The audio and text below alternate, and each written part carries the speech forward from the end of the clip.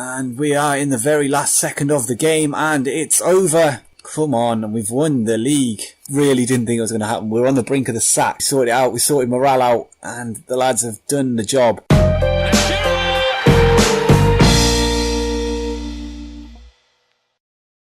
Hello and welcome back to Curb FM and the brand new season of rebuilding Newcastle United, and we go into the first season back in the Premier League. And today we are going to be taking on Watford and Crystal Palace. The first being at home, the second being away. But before we get into the game, I'll just take you through any transfers that have happened in the summer. So we'll start with the outs. And Kieran Clark left after wanting to leave. And we didn't really need him around. He was just a backup really. He made 16 appearances last year. But yeah, it's not too much of a loss.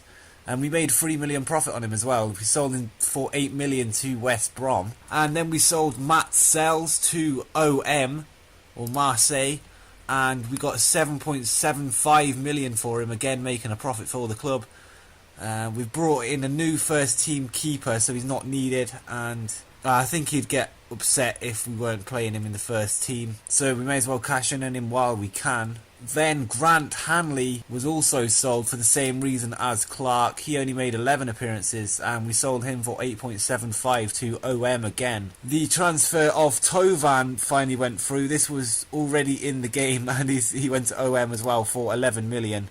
But I didn't receive any of that in the transfer budget. Haidara was sold as well. He didn't make any appearances last season. He was out on loan. We received 1 million for that and we sold him for 2.2 million, so that's pretty decent considering he's worth 2.7. so overall we've made a bit of money off him. Tim Krul has gone out on loan for nearly 500,000 to Fenerbahce.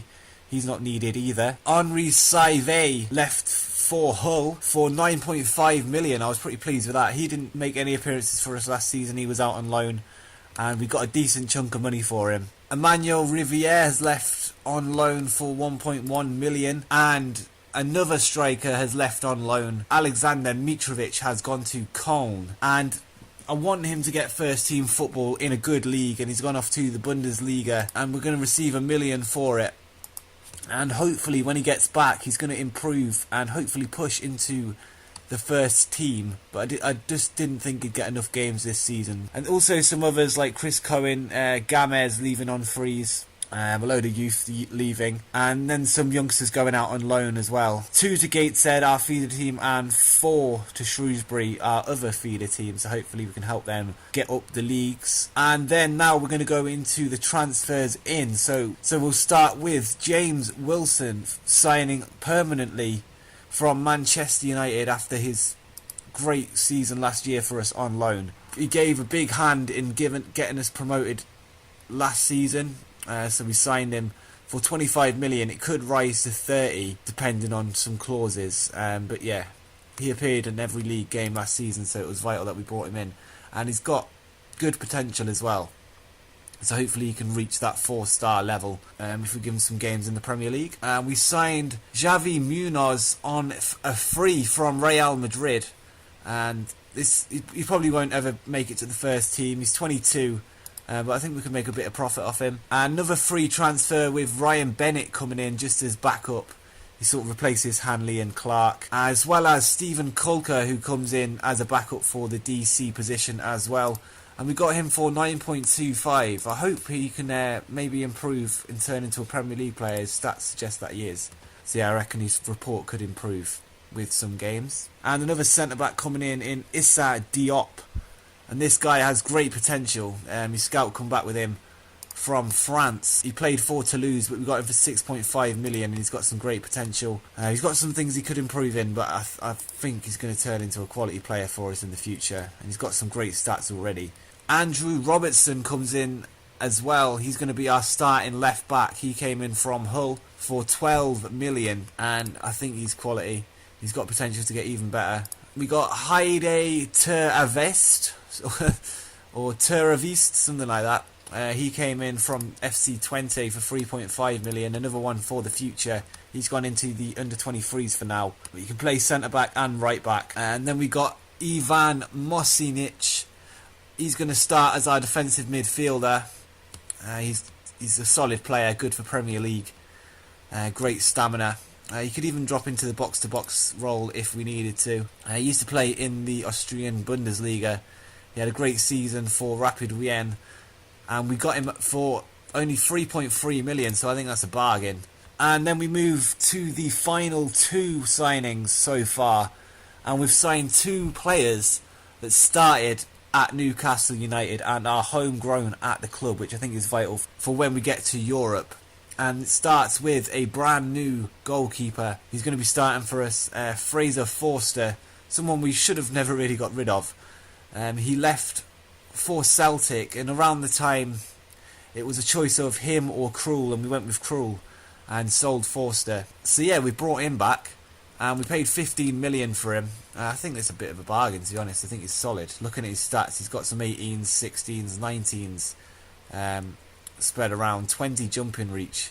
So yeah, he's absolutely solid. He's 29, I think he's got a few years left as a top keeper. And lastly, he returns. Andy Carroll has come back to Newcastle United. He's just another option for the strike force. We've got Wilson, we've got Armstrong back in the first team, we've got Carroll, and we've got Gale, so we've got 4 solid strikers. And he comes in for 6 million, so pretty cheap. He was transfer listed, and I thought, why not? I tried to sign him early on in the window before he was transfer listed, and they wanted about 15 million, and eventually Burnley unsettled him and he wanted to leave, but we ended up getting him in the end for 6 million. Considering we sold him for 35 million, it's not too bad. And we've also called up Adam Armstrong from the under-23s, and he had a loan spell out at Barnsley in the Championship, and he did really well. He made 42 appearances, getting 20 goals, and he has been promoted to the first team, and is also homegrown at the club, as is Carroll and Forster. And another promotion is Freddy Woodman. He's now our backup keeper.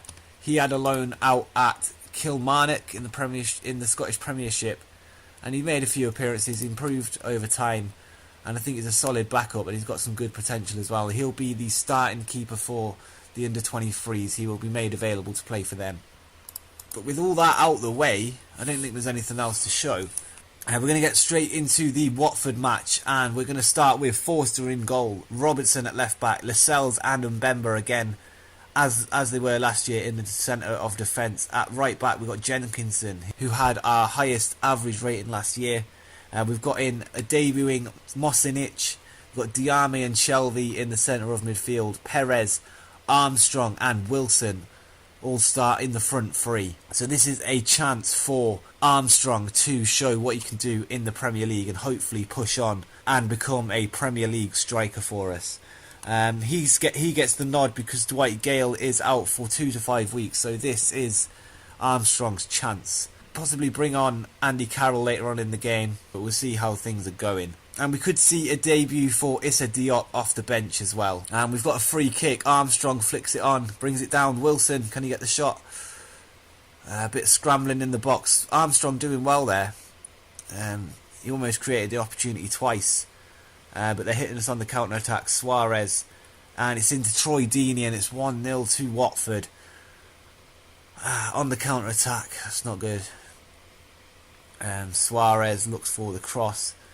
Mosinic, he won the ball, but then he got it straight back, and Deeney just puts it past Forster. Not a great start, 6 minutes back into the Premier League. And here we go, we're pushing forward now. Diame picks it up. Shelvey to Perez. Wilson. Mosinic finds Shelvey. Back to Mosinic again. Diame, Perez. Can we find one of the strikers in the box? Robertson looks for the cross to Wilson. Hits the bar. And we are having the best of the statistics, but we need a goal. We're at half time, and I'm going to say show me something else in the second half. And we're going to make a change, and we're going to take off Adam Armstrong, and we're going to bring on Andy Carroll, and we're going to change into the target man attack, and we're going to try and get some more crosses in. So we're going to look for the overlap. We're going to set both fullbacks to attack, and we're also going to make them cross to target man, and let's exploit them on the wings and run at the defence. And we're also going to take off work ball into the box and make it mixed passing, so a bit of long and a bit of short. And Shelvey wins the ball. Perez finds Wilson. He shoots and it's gone over the bar. And can we win the ball back in Watford's half? He turns and shoots, and Forster I'm going to make a couple of changes. I'm going to change the formation a little bit. We took off James Wilson for Matt Ritchie. We put Ritchie on the wing. We've got Shelvey in behind Carroll, and Ayoze Perez moves on to the right flank. And we've still got the attacking fullbacks, so let's see what this does. And nothing happening, and looks like time's going to tick away, and it looks like the first loss of the season happens in the first game. Ritchie with the free kick though. Can we get something from this? Come on, get it forward. And he shoots, but it's saved, and it's full time here at St James's Park, and that's not a good start. I'm going to say we were unlucky. Let's not bring morale down. But I'm disappointed. So we're just going to jump straight into the Crystal Palace game after that defeat. And let's just check what Crystal Palace did last time. And they drew 1-1 with Southampton, so that isn't a bad result for them, actually. Their key player, former Newcastle player Johan Cabaye, ex-Newcastle manager Sam Allardyce. So some old faces. But let's go with the same team from last time. We're going to give Armstrong another chance. He's still young. And let's hope he can start to adapt to the Premier League soon. And Crystal Palace going with a similar formation. A little less defensive. They haven't got the defensive mid in there. But Diame finds Lascelles. Back to Forster. Some building from the back here. But who was that to there? There was no one there. But we've won it back. Diame bursts forward. Finds Wilson. And gets tackled. Benteke brings it down. Joe Ledley looks for the shot, and it's gone over the bar. And time's ticking down in this first half. Not a lot happening. Again, we're going to bring on Andy Carroll, this time for James Wilson. We're going to put Armstrong into the poacher role. We're going to make Carroll the attacking target man again. We're going to switch to control. Let's calm it down a little bit. Maybe hold on to the point if we can. Anything's progress from the loss in the last game. We're going to turn off, work the ball into the box as well. Maybe get in some crosses to Carroll. So we're going to exploit the right flank as well, using Jenkinson with that attacking fullback role and crossing to the target man. Carroll picks up the ball in the midfield, finds Perez. Can he find Armstrong? Armstrong's through and he's scored. Get in. First goal of the season for Armstrong. He did well there to hold his run, and he buries it past the keeper, and it's a good goal. So we're in the lead. I'm not sure what to do. I'm a bit worried, a bit scared to change anything, to be honest. They are having more chances than us, a little bit more possession. And let's try and just calm it down a little bit. Maybe drop Perez back a little bit. We're going to put on Bradley Johnson, put Shelvey into the middle, attacking playmaker, support, and put Johnson on the box-to-box. This will be his Premier League debut for us, I believe. And we're going to bring on Issa Diop for Jamal Lascelles. Lascelles is looking tired out there. Hopefully dropping that AMC back into the MC position solidifies things a little bit, but they are on the attack now. O'Brien's going to look for the cross. Robertson's brought him down in the box. And Crystal Palace are going to earn a late penalty. Oh, God. Come on, Forster. And it's in the back of the net. Fabian Schär with the goal from the penalty spot. Back down to 16th. Bit disappointing in Robertson there. Yeah, the new player for us. And now Crystal Palace are breaking from our attack. Mosinic does well to win the ball there. And now Diame. Can we create another chance before the final whistle? Mandana's off his line. Can Johnson shoot? He didn't go for it. Shelvey, Diame. Shelvey finds Carroll into Armstrong. Out to Jenkinson. Surely they should have let that continue. I reckon that would have been a goal. No doubt about it, man. I'm going to say unlucky there. Again, and listen keenly. Wasn't bad. Issa Diop loving it. I'm not so much, but man of the match is Adam Armstrong, repaying the faith. I can't help thinking that if Jenkinson had got that cross, was Carroll in the box at the end there? Yeah, he definitely would have. Look, easy cross into Carroll. He would have banged that into the back of the net with his head, like, oh well. Alright, so half decent start, I guess. Perhaps two teams that we should have got the 6 points against, but Positive signs with Adam Armstrong scoring a goal. 1 in 2. Average 7.41, not bad at all. We're going to stick with him at least until the end of August, perhaps loan him out if we have to, but we'll see how he does anyway.